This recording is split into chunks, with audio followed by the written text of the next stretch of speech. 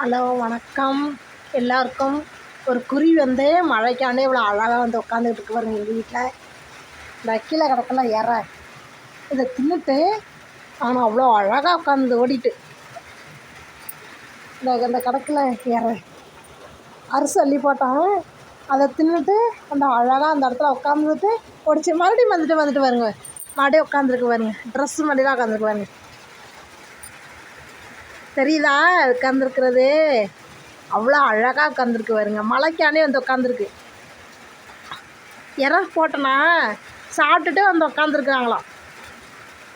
மழை குளிருது அப்படின்னு சொல்லிட்டு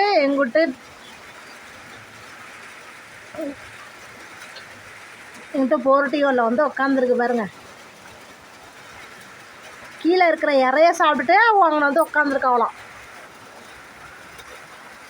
அப்படியே அழகாக சோடியாக உட்காந்துருக்கு பாருங்க. கண்கள்லாம் காய்ச்சா இருக்குல்ல.